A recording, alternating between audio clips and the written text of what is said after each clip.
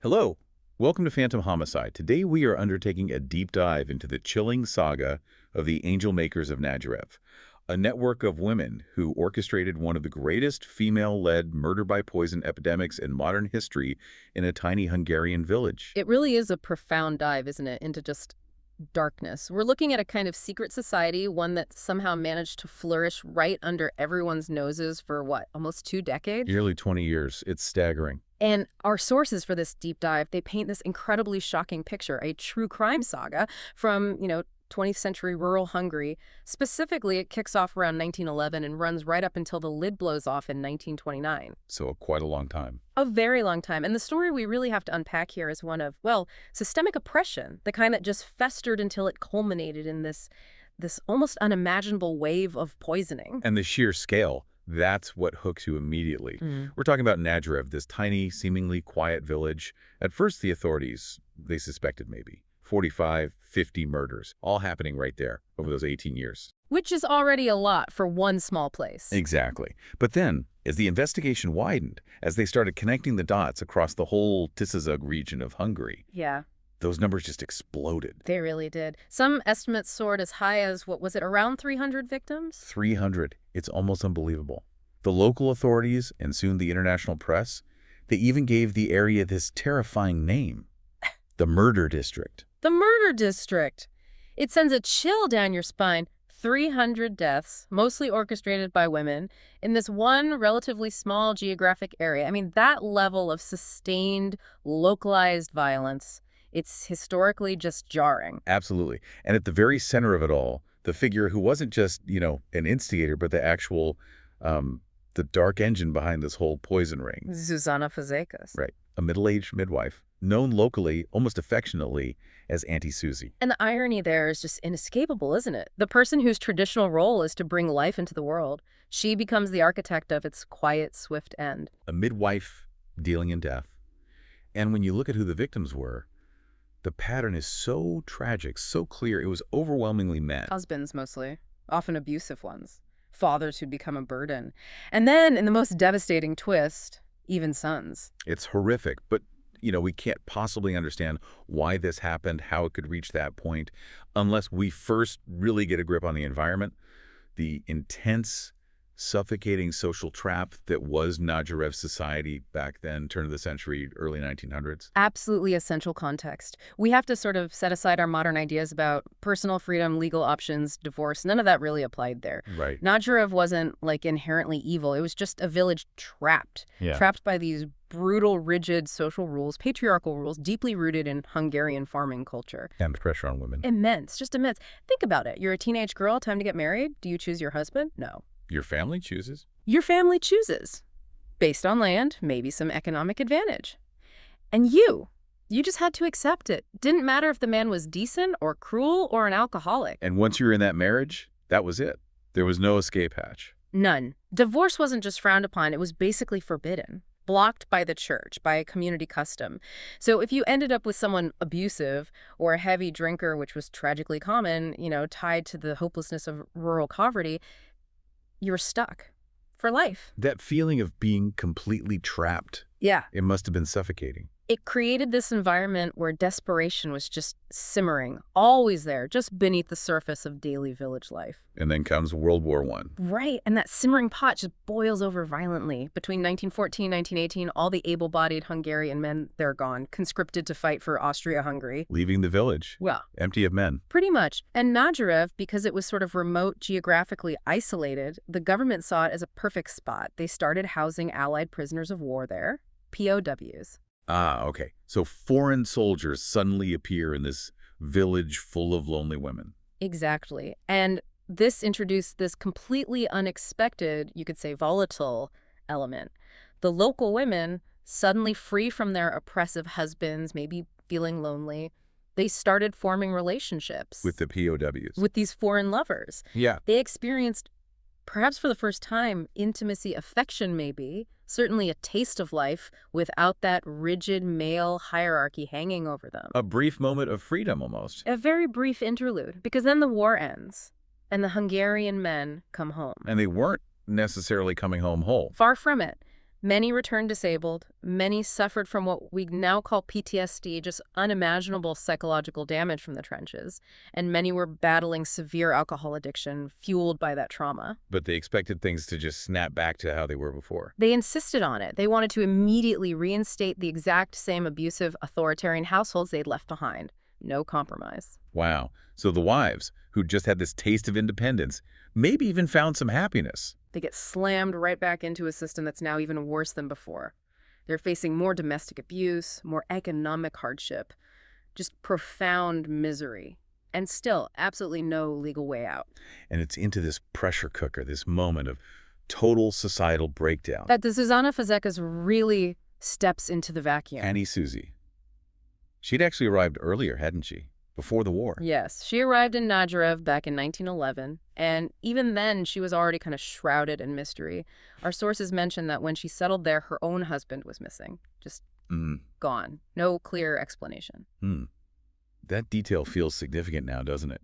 In retrospect, absolutely. And she immediately established herself as this figure of authority, not just the village midwife, but someone who operated, outside the failing traditional power structures. And she wasn't afraid to push back against the system, it seems. Not at all. The sources detailed these repeated run-ins with the law pretty much right after she arrived. Between 1911 and 1921, get this, she was actually imprisoned 10 times. 10 times? When performing illegal abortions. Okay, but if she was imprisoned... But here's the key part. She was consistently acquitted by the judges, time after time. So she kept getting arrested, but never faced real consequences. Exactly. Now, think about the message that sends to the women in that village. It wasn't just luck. It made her look untouchable, like someone who operated by her own rules, someone the outside legal system couldn't actually hold accountable. She became powerful in her own right. In effect, yeah. She was the closest thing these desperate women had to a doctor, a confidant, maybe even a power broker. And then there's the crucial piece of the puzzle that let this go on for so long. The cover-up. The institutional corruption, really. We know her cousin held a key position. The village clerk? The village clerk. The person responsible for filing all the death certificates. The linchpin. Precisely. So, if Auntie Susie provided the means, the poison, and maybe the encouragement, her cousin provided the administrative invisibility cloak. Any number of suspicious deaths could just be recorded as, natural causes or stomach trouble, illness. With no one questioning it. No external oversight at all, which allowed this terrifying pattern to just continue year after year, completely undetected by the regional authorities. Incredible. And the method she taught them. It was chillingly simple, wasn't it? Almost mundane. That's what's so disturbing. It wasn't some exotic poison you had to secretly procure. It relied on something you could find in almost any rural home back then. Fly paper. Boiled fly paper. The recipe itself just screams desperation, doesn't it? Fazekas taught the women this secret process. You take the commercial fly paper, those sticky strips coated with chemicals to kill flies, and you boil them in water. And then what? Then you carefully skim off the lethal residue that floats on the surface. That residue, it contained pure, potent arsenic. Wow. Readily available, easy to make. Odorless, tasteless, especially in small, repeated doses. It was almost the perfect murder weapon for that environment. And so easy to administer, too. Effortlessly. You could just stir it into the thick stews they ate, mix it into porridge, or slip it into the homemade brandy, the palinka that so many of the men drank daily. Undetectable. Until it was too late. Exactly. And this is where Fazekas makes that crucial shift. She goes from just providing, say, illegal abortions, a service, to becoming an architect of murder. She started actively encouraging it. The psychological shift she initiated was key. It wasn't just offering a chemical solution. She actively persuaded these traumatized, desperate women to cross that final moral line. Wow. Our sources suggest she would often challenge them directly, planting seeds of doubt, maybe validating their anger, injecting this dark logic into their despair. Apparently, she'd ask them point blank, why put up with them? Why put up with them? That question.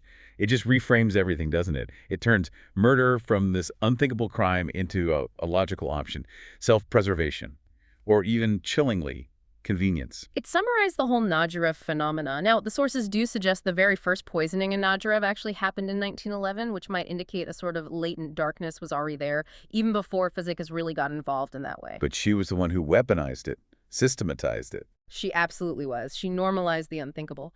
By the mid-1920s, this wasn't just happening occasionally. It had become what investigators later called a chilling fad. A fad. Murder is a fad. It sounds grotesque, but yes. Women saw their neighbors suddenly free, maybe inheriting property, Right. gaining independence, Hmm. and using poison became this accepted, unspoken village solution to unbearable domestic situations. And once those boundaries start to crumble, things escalate. Always. As often happens when taboos fall, the scope of who became a victim just rapidly expanded. It went beyond the initially, perhaps arguably understandable motive of escaping abuse. It spiraled into something else. Tragically, yes. Grotesquely, it spiraled into convenience. We start seeing women who had maybe poisoned an abusive husband now turning that same poison on other perceived burdens. Like who? Elderly parents, maybe? People who would become an economic drain or who stood between the woman and an inheritance. Sometimes inconvenient lovers. Lovers, too. Yes. And then, in the most horrifying descent into just moral chaos, they turned the arsenic on their own children. Specifically sons sometimes.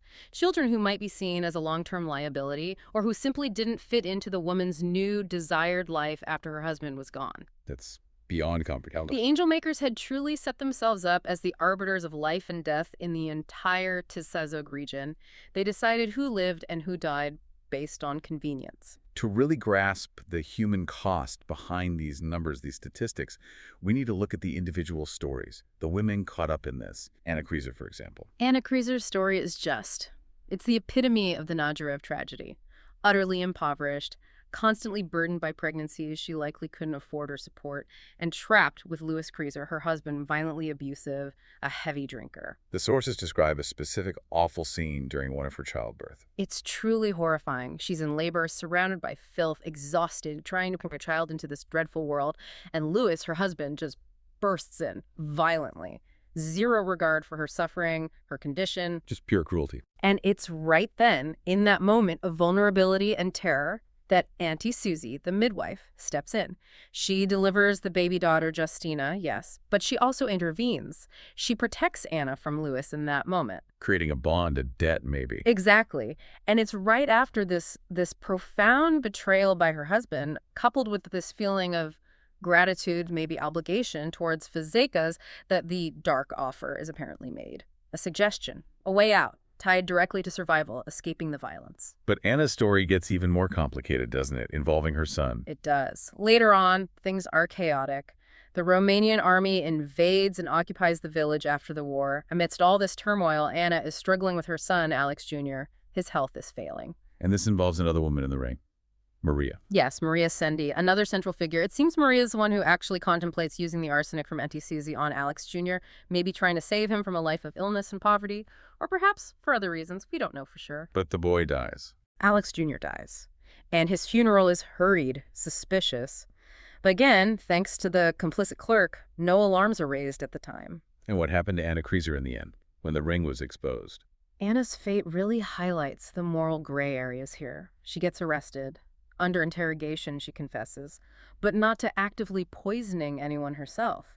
She admits to not intervening when her husband's father, an old man, seen as a burden, was poisoned by someone else, likely Louis, or with his knowledge. So passive complicity. Essentially, yes. And despite the fact that her husband Louis had beaten her brutally for years, despite the systemic oppression she lived under, Anna was still sentenced.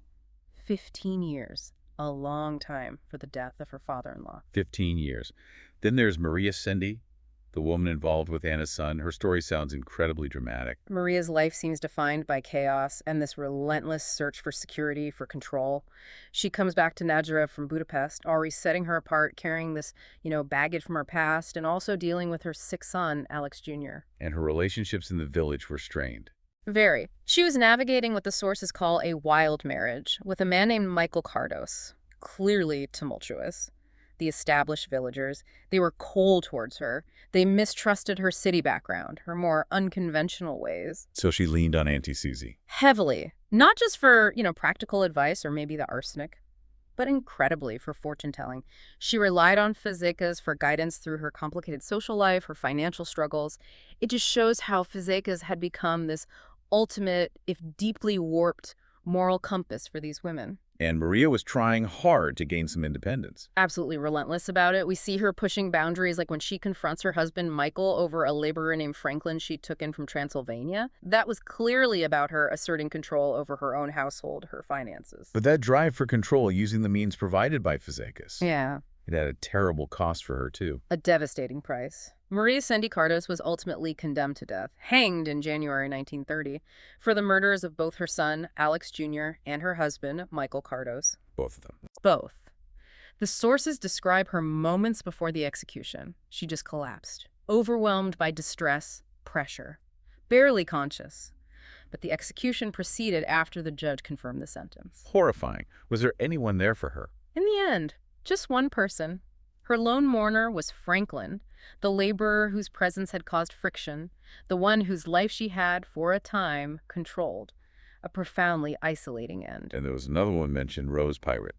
Her story sounds different again. Rose Pirate, yes. Her case seems to highlight more of the cold economic calculation that sometimes drove these crimes.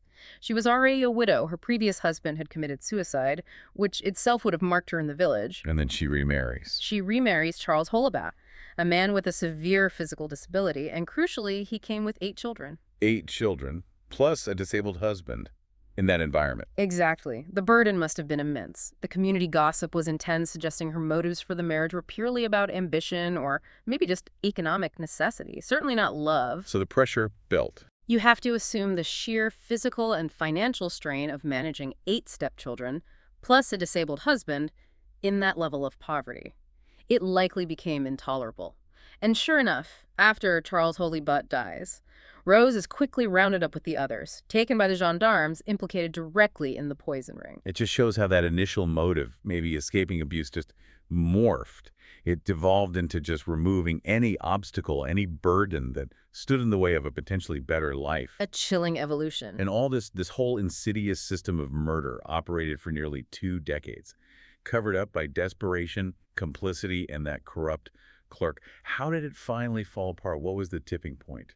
Well, the shadows finally start to lift around 1929, but what's fascinating is that even the discovery itself is murky. It's shrouded in local myth, conflicting reports, which suggest the secret was buried so deep, multiple stories about its unearthing sprang up almost at the same time. So there isn't one clear story. Our sources list 3 main theories that were circulating about how the ring was finally exposed. Okay, what's the first one? The first has that real feel of local rumor. It suggests a woman named Sabo got caught trying to poison 2 visitors to her home. Thankfully, they survived. She supposedly confessed under pressure and pointed the finger at another woman, Bukonoveski. Who then named Fazekas. Exactly. Bukonoveski allegedly named Auntie Susie as the source of the poison. That's theory 1, chain reaction. Plausible, I guess. What's the second? The second is much more dramatic, more forensic. It involves a medical student from a nearby town. The story goes he was walking along the riverbank and stumbled upon a body that had washed ashore. Right. And when he examined it, he found unusually high levels of arsenic, which naturally prompted the very first official inquiry from outside the village. That one sounds like something out of a crime novel. It does. Yeah. Then there's the third version, and this is the one that historians like Bella Baudot generally consider the most likely, the most scholarly accepted account. Right. What's that one? It suggests the truth came out thanks to good old-fashioned paper and ink. An anonymous letter sent to the editor of a small local newspaper in 1929. And what did the letter say? It explicitly accused women in the Tisazug region, not just Nadjarev, of poisoning their family members. En masse. Wow. Someone finally broke the silence. And this specific account ties the discovery directly to the actions, the moral intervention, really, of a new official in town, Count Molnar. He was the recently appointed village council leader. And he took it seriously. He did. Apparently, Molnar had already been receiving these anonymous little notes, warnings about suspicious deaths popping up, notes that his predecessor, a man named Ebner, had just repeatedly ignored, swept under the rug. But Molnar felt he had to act. He felt a moral duty. He couldn't ignore it. So he wrote directly to the High Sheriff, Henry Alexander, demanding a proper investigation, laying it all out. And that official request that finally triggered the real investigation. That was it. That decision set everything in motion, and it led to the grim but absolutely necessary forensic work. Authorities started systematically exhuming bodies, dozens upon dozens of corpses dug up from the local cemetery. Looking for the arsenic. looking for the telltale signs of the flypaper poison. And did they find it? Oh, they found it. The scientific evidence was just breathtakingly shocking and completely irrefutable. Dr. Orsos, the medical examiner, his work on the body of Alex Jr., Maria Sendi's son, remember him? That was pivotal. What did he find? He found, and I quote, clear signs of preservation due to arsenic. But here's the truly macabre, fascinating detail. The concentration of arsenic in the boy's tissues was so high Yes. that the body was, quote, so well mummified that it remained in one piece, stiff and dried out. The poison itself had literally preserved the evidence, like a time capsule of murder. That is incredible. The crime preserved his own proof. Yeah. The psychological impact on the investigators. Digging up body after body, finding them like that, it must have been immense. Unimaginable. You had prosecutor John Kronberg, who was driving the investigation, just reeling from the sheer scale of it. He was deeply troubled by the contradictions, the horror. Trying to understand how. Exactly. His personal struggle kind of crystallized around this one haunting question he kept wrestling with. How could a mother kill her son? That question, that need to comprehend the incomprehensible, really fueled the push to uncover everything. And what was the atmosphere like in Nadrev itself while all this was happening? The exhumations, the interrogations. Palpable fear, total communal suspicion. The streets apparently became deserted. People who knew things were terrified to speak, but maybe just as terrified of being implicated if they stayed silent.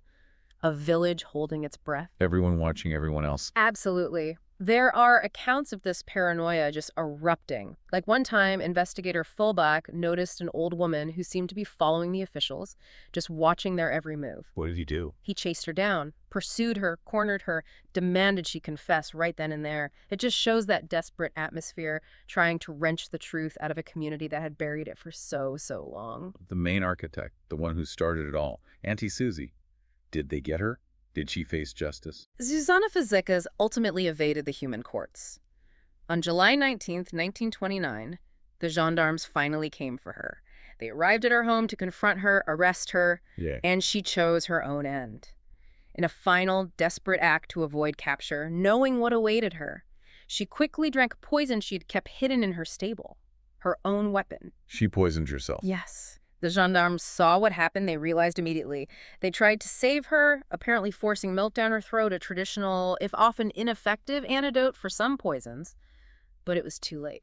The arsenic was too strong. Too potent, too fast. Within about a minute, they said, the old midwife was dead. Succumbed to the very method she'd taught so many others. Wow, a dramatic end for the woman at the center of it all. So what happened next? The trials. Yes, the trials of Tisizug.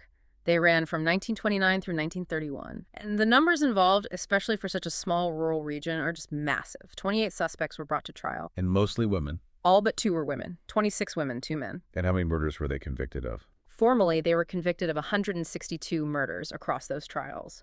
But we have to remember, Prosecutor Kronberg and others strongly suspected the real total across the whole region was much higher, closer to that 300 figure we mentioned earlier. So potentially almost half the murders weren't officially accounted for in the convictions. Possibly. And the authorities, they were very aware of the potential for this to become a huge international scandal, a media circus. So they made a conscious decision. Try the cases separately. Why? To try and manage the narrative, contain the publicity. They held 12 distinct trials in total, trying to prevent the sheer emotional weight of it all from collapsing the judicial process, maybe. Smart strategy, maybe. Hey. What were the outcomes, the sentences? Out of those 28 people tried, 6 were sentenced to death. Though, in the end, only 3 were actually executed. Maria Sendi was one of them. Okay, and the others? 8 women received sentences of life imprisonment, and 2 others got shorter sentences, which likely reflected, different levels of involvement or maybe cooperation with the authorities. It wasn't a monolithic conspiracy. There were degrees of complicity. And what was it like for the women who were arrested, waiting for trial, facing interrogation? It must have been intense. Horrifyingly intense. Think about Anna Kreiser, who we talked about earlier. She found herself locked up, confined in the local crier's cramped kitchen, of all places, along with about 10 other accused women. 10 women in one small room. Yes. And chillingly, the local records apparently referred to them collectively as crows, just waiting there under suspicion, awaiting interrogation. Anna was already in a terrible state, remember, abused for years, now having confessed her passive role in her father-in-law's death. And there was that intense scene with another woman, Mari. Yes, a really devastating interaction. This other detainee, Mari, may be trying to be kind, or maybe trying to save her own skin. We don't know. She tries to persuade Anna to take back her confession. She suggests she, Mari, could take the blame, absolve Anna. But Anna refused. Anna was just filled with this rage, this disdain, overwhelmed by the truth, maybe. She refused to deny what she'd admitted. She wouldn't play that game. And Mari's reaction? Mari, facing this crushing pressure, refusing to confess to her own crimes, she does something desperate. She reveals she has a straight razor hidden in her boot. Oh my God. And right there, in front of the others, she uses it to cut her own wrist, declaring she wasn't willing to confess her sins before men. Just a horrific, desperate act. It highlights the impossible pressure cooker they were in, trapped by the law, their conscience, their shared toxic history. Just layer upon layer of tragedy. So looking at Nadjarev now, decades later, does this history still hang over the place? The shadow of the angel makers definitely lingers. The village itself is described today as pretty desolate.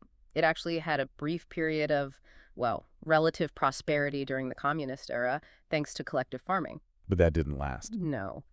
When Hungary transitioned to a free market economy in the early 1990s, the village just rapidly declined.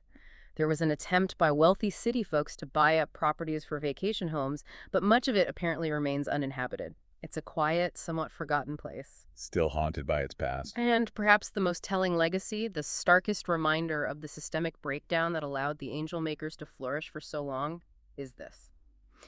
Our sources note there is still no permanent police force stationed in Nadjarev today. Really? Even now? Even now, it suggests this long-term instability, maybe a lack of trust in or provision of basic civic structures in law enforcement. The scale and secrecy of the crimes drew historical comparisons too. One detective at the time even likened the angel makers to the Borgias, that infamous Italian family known for poisoning their rivals. Comparing them to the Borgias. It just shows the shockwaves it sent.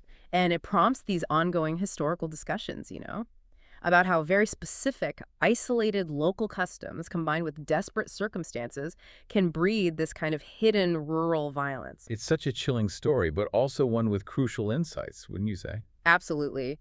We've charted this profound descent into moral darkness, but the core lesson seems disturbingly clear. The angel makers weren't born from some innate evil.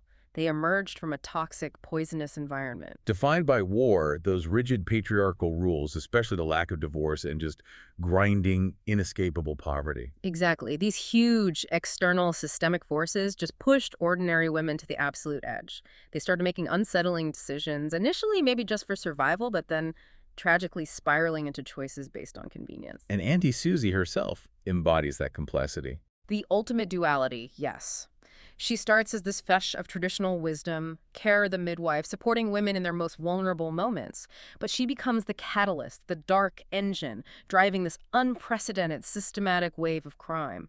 Her operation really exposed what can happen when the only perceived power, the only available solution, rests with the utterly desperate. And that desperation. Yeah. It doesn't just feel historical, does it? It resonates even now. Profoundly. The core issues these women face, feeling completely trapped in abusive or just unbearable marriages, having virtually zero control over their economic lives or their reproductive choices, facing intense hardship. These themes still echo in marginalized communities all over the world today. So Nadjarev isn't just a historical horror story. No, it's a stark, powerful reminder, a historical case study, if you like, of the catastrophic consequences that can unfold when any marginalized group is systemically deprived of basic rights, agency, and legal protection. It really forces you to think beyond just simple judgment, doesn't it? It has to. Nadjarev is chilling proof, I think, that the most terrifying crimes aren't always committed by lone monsters acting randomly. Sometimes they come from organized, silent communities, pushed right to the brink by shared societal failures. Really challenges us, to consider that fine, blurry line between victim and perpetrator, especially when survival seems like the only motive left on the table. Okay, so we hope you liked our today's discussion. For more such discussions, subscribe to our channel, Phantom Homicide.